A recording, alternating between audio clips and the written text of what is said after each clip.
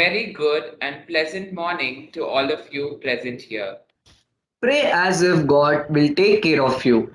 Act as if all is up to you. Said by St Ignatius of Loyola. Hey Jason, it's been a long time since we gathered here. What is all the occasion about? It is the 500th year of St Ignatius of Loyola's call of conversion, and it is really a special day. Oh my god! After a long time we have gathered here and I'm really happy and excited to see the celebration. Me too, Govardhan. The main significance of this program is to honor and know the life journey of St Ignatius of Loyola. So without further delay, we shall start the program with a short note on the life of St Ignatius of Loyola. Ignatius was born in the year 1491 at Rome, Italy in the ancestral castle of the Loyolas in the Basque province. He was the youngest of 13 children of a noble and wealthy family. His mother died when he was 7 years old. While defending the citadel of Pamplona against the French, Ignatius was hit by a cannonball on May 20th, 1521, sustaining a bad fracture on his right and damage to his left. This event closed the first period of his life, after which it has become 500 years and we all are gathered here today. It is the second period of St. Ignatius of Loyola in which he turned toward a saintly life. That is the better known. After treatment at Pamplona, he was transported to Loyola in June 1521. Later in 1622, March 12, St. Ignatius of Loyola was canonized and thus truly set a call of conversion to us being in the Jesuit institution. With this, we shall hand over the program to our student council captains. I call upon Master Santosh of class 9F to proceed. Prayer is the song of the heart. It reaches the ear of God even if it is mingled with cry or tumult of 1,000 men. Now, let us invoke God's blessings through this song.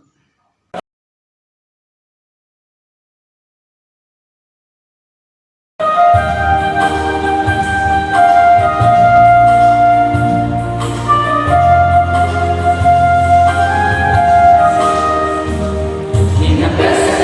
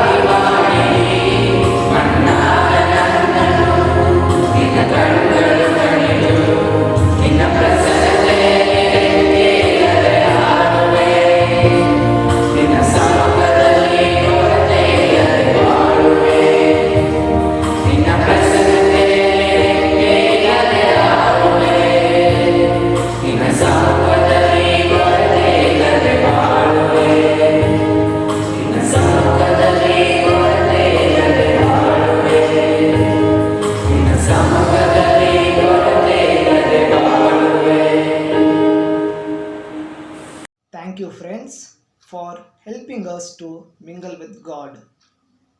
Thank you, Master Santosh. I now invite Master Prasid of Class 10B to welcome the gathering. Love is shown more in deeds than in words. A very good morning to all the wonderful people present here today. I am profoundly honored to have the opportunity to welcome everyone on this auspicious event of Feast of St Ignatius of Loyola. I heartily welcome our chief guest of the day, Dr. Flora Olinda, the efficient and dedicated Vice Principal of St. Joseph's Indian Composite PU College. With love, I welcome our Principal, Father Cyril Meneses, Vice Principals, Father Felix, and Savita Ma'am. Dear teachers, parents, and my fellow Josephites. It's wonderful to see such an amazing gathering even in an online platform. A warm welcome with all my pleasant greetings once again. Thank you. Thank you, Master Prasid. The life of St. Ignatius has inspired innumerable people over the past 5 centuries. It is now time for us to ponder a while watching the documentary based on the life of the saint.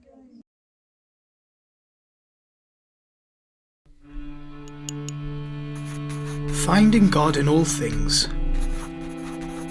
I'd like to tell you something about that. I'm now at the end of an adventurous life, and I can tell you that I find God whenever I want to find Him. How did it happen? You see this young man, a real macho Spaniard. That's me. My story begins when I almost lost my legs.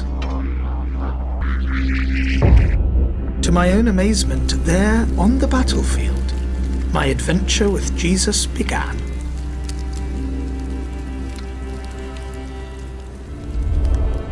I was on my back for a year, at first with just one thing on my mind: to restart my life as a knight as soon as possible, until I slowly discovered that God had other things in store for me.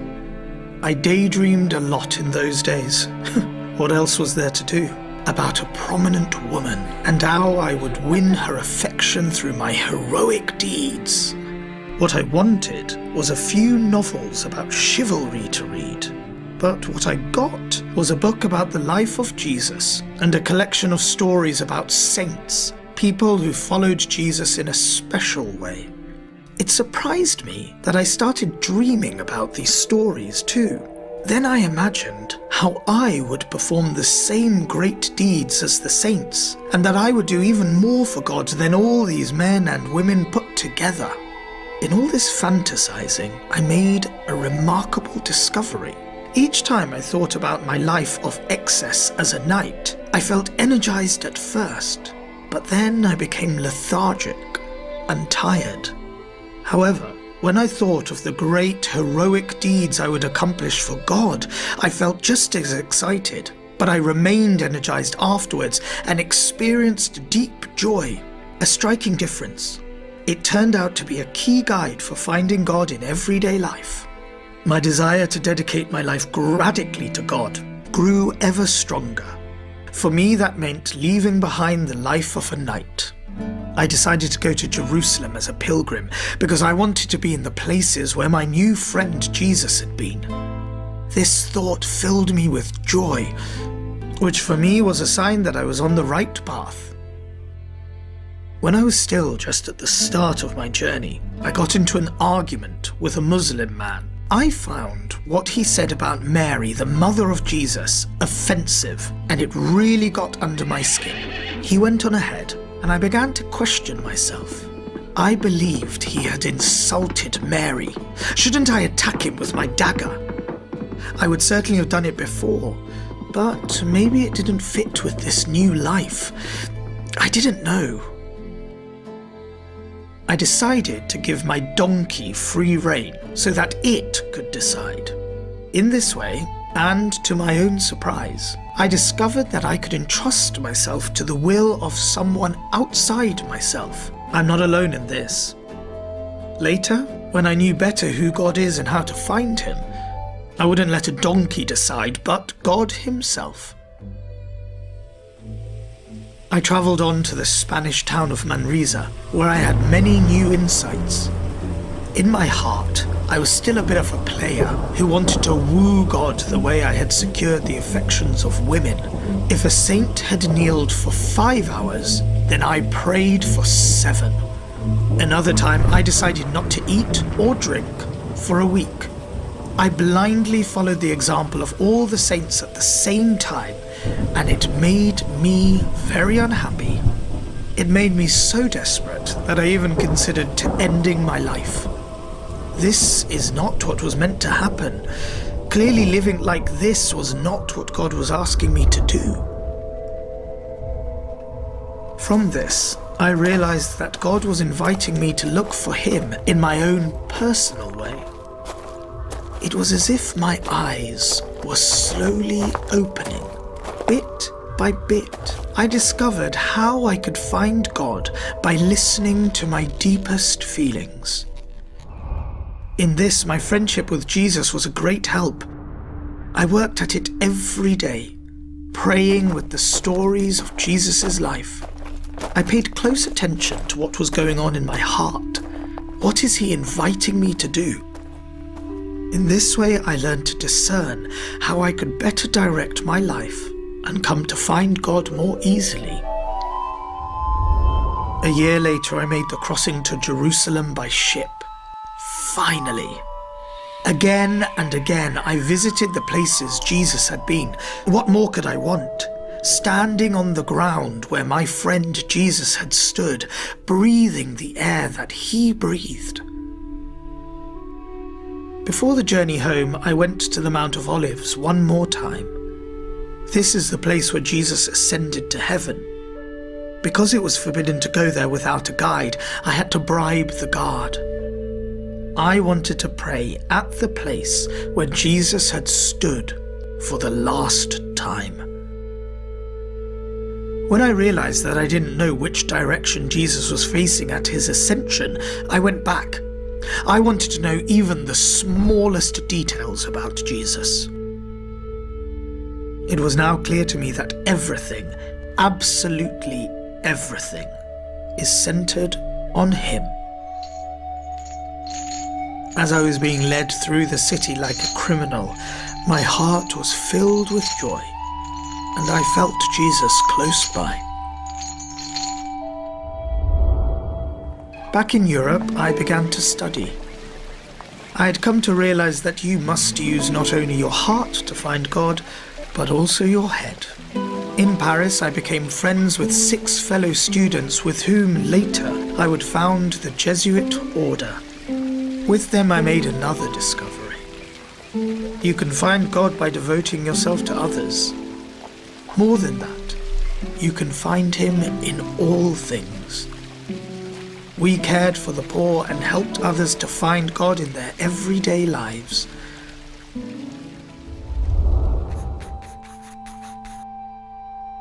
It's hard to believe what that cannonball set in motion. A tough guy who founded a religious order. What a conversion. And yet, this is not offered as something exceptional. Absolutely not. You too can learn to discern God's voice in the feelings and longings already present in your life. In this way, God invites you to a life of great joy and deep love for yourself and for those around you. It's up to you to choose to make your decisions on this basis. There are many ways to find God. Find Him among young people hoping for a meaningful future. Listen to the earth that groans and longs for healing. See the countless poor, refugees, and outcasts yearning for justice. God invites you also to seek Him and find Him in all things. What conversion, what change of direction is He calling you to?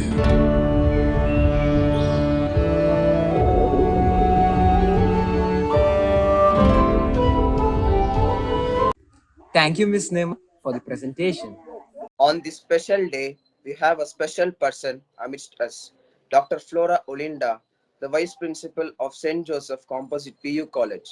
Ma'am is here to share her message on the feast day of St. Ignatius of Loyola. Over to you, ma'am. Good morning to all.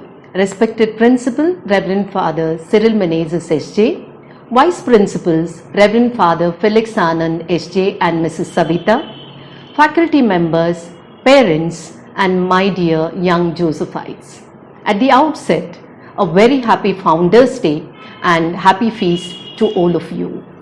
As we all know, we are celebrating the Ignatian year to commemorate the 500th anniversary of an experience that transformed Ignatius of Loyola forever and gave rise to a spirituality and form of education that has shaped millions of people over the past 5 centuries. It's a year of celebration and a proud moment for all of us as we are part of this prestigious institution which has come into existence for that one moment which brought about conversion of St. Ignatius. Dear students, if not for the cannonball moment in the life of St. Ignatius 500 years ago, this institution would not have existed. I understand the celebrations are on and your teachers would have educated you about life history, mission and core values of our founder, St. Ignatius. On this festal occasion, I would like to emphasize 2 important and powerful phrases which came as wisdom from St. Ignatius. It has found meaning since generations and to all humanity.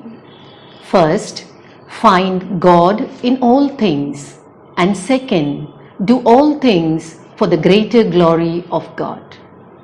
Dear students, I want you today to reflect on the various instances in life, especially during the pandemic in our quest of life, watching or experiencing the grief of losing our loved ones or the problems we are entangled in, or to be more precise, changes that you experience in the learning process, becoming more sedentary inside the walls of your homes.